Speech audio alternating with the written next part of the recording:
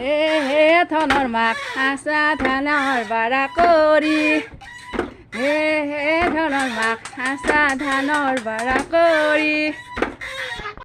যদি কাৰোবাৰ কিবা এনেকৈ পিঠা বনাওঁতে নুঠে তেতিয়া আপোনালোকে এই চিষ্টেমটো কৰিব ৰাইজ। চাব, মোৰ কথা শুনিব আৰু পিঠা সঁচাই কৈছোঁ, চাওকচোন ইমান ধুনীয়া দোচাৰ দৰে একদম মৰমৰীয়া হয়, পাতলা হয়, একদম বহুত ধুনীয়া হয়।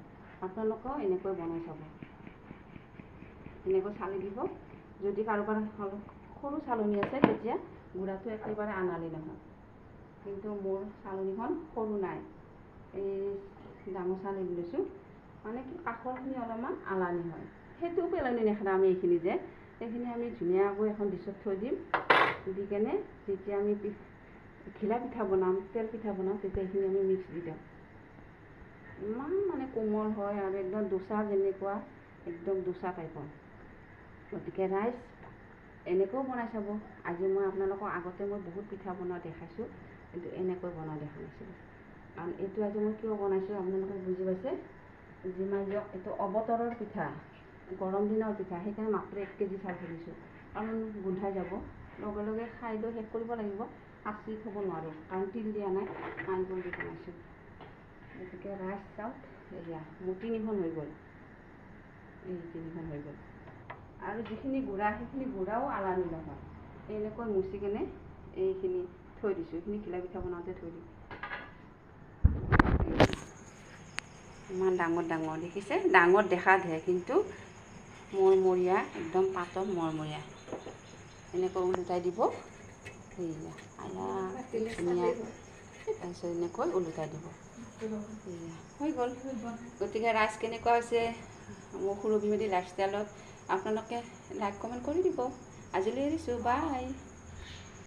মানে স্পীড হ'ব লাগে বস্তুটো না।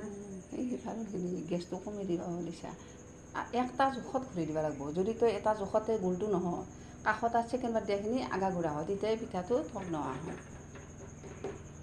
কৃষ্ণ ৰাম কৃষ্ণ, এই ৰাণীটোৰ বিলটো থওক, মই এনেই পিঠাত কম দিম।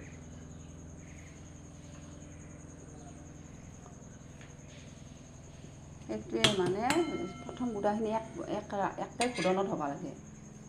আঠা কিমান দিছা না, আঠা ভাল পিঠা ইমান ক'ৰ বনাইছিল, এই গামবুঢ়া খুৰীটা আৰু থাকেই না।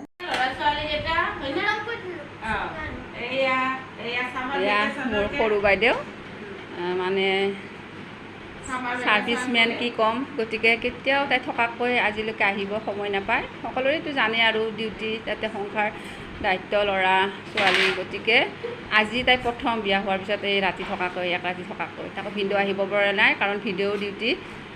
তাই নিজে আহিলে বাৰু বাবু দুটাক লৈ। এই আৰু খলমলো কৰি ভাল লাগে এনেকৈ বাই ভনী লগ হ'লে গৰমৰ বন্ধ। তাতে আমাৰ ল'ৰাকেইটাৰো পৰীক্ষা প্ৰায় শেষ হৈছে, এটা ছাবজেক্ট আছে, গতিকে ভাল লাগিল। এই কালি কেইখনমান পিঠা বনাইছোঁ, পিঠিয়া বনাই এতিয়া সিহঁতক চবকে চাহ দিছোঁ।